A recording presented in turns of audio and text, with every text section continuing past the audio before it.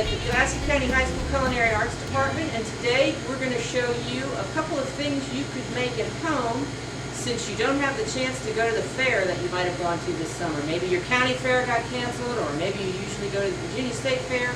So today we're going to show you how to make deep-fried candy bars. Today we have helping us Jeremiah, Caden, Isaiah, and Erica. And they have never done this before this morning, so they're learning along right as you are, okay? So the first thing you're going to need is a deep fryer and some oil. Just a friendly reminder, before you start cooking, you always got to have an adult with you when messing with hot oil.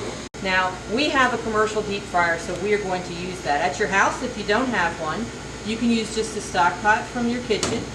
Make sure you have a thermometer that will cook on the outside, and it needs to be one that cooks, because when this oil is hot, you are not going to put your hand anywhere near it. You don't want to have a problem with possibly dropping the thermometer and splashing. The other thing about using the deep fryer is, if you're doing this with your best friend or your brother, don't horseplay, because it's very dangerous and very hot. And as you know, when you get splattered by hot grease, it hurts. So the first thing we're going to do is to make some batter. It's very similar to pancake batter, and they've got everything all planned out here before we start.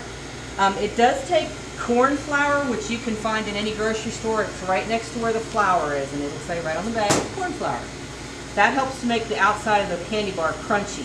Another thing I want to say about deep frying, deep fried food, although not the healthiest food for you, should never be greasy. If your oil is hot enough, you're going to get a coating on the outside that's crunchy, and the inside would be, in our case, a melted candy bar, or if you were making French fries, your potato should be fluffy and a done potato, not a greasy mess.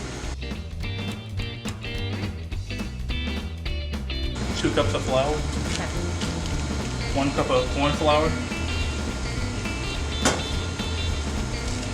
1/8 teaspoon of baking soda,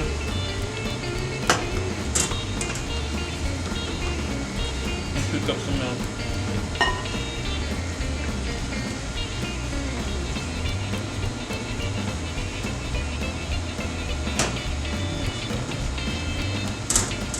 And then you stir it.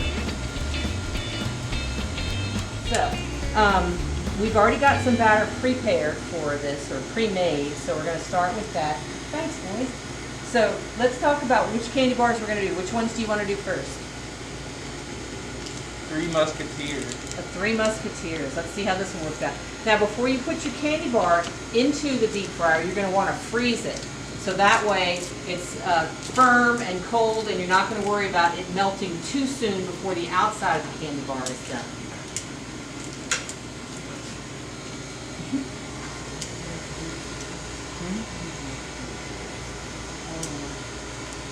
When you make your batter, one thing I wanted to tell you about it, you have 2 cups of milk here, but you may or may not use all of it. If you find your batter is too thick, you're going to add more milk to it. But it should not be, it should be sticking to the candy bar but not falling off of it.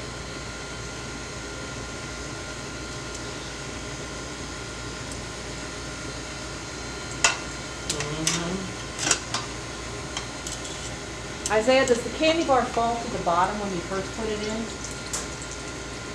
Is it floating on the top? It's floating right now. The first one we put in there, it fell to the bottom now. Okay. Okay. It should take about 3 to 5 minutes, and you're looking for a golden brown crust on the outside. You can cook more than one at a time. Just make sure that there's enough room in them for them to move around. If they bump into each other while they're not done, the batter will not, it'll mesh with the other one. You don't want that to happen.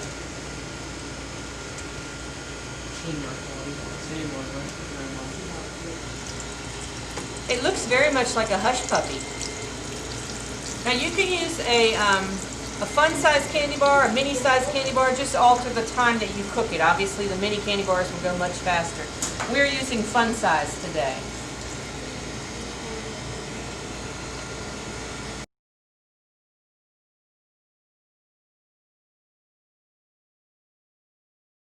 Show you what the inside of the candy bar will look like when it's finished. See, on the outside it's golden brown, looks pretty yummy. Oh, okay. Just break it open. And inside it's a glorious, gooey, sugary, chocolatey mess.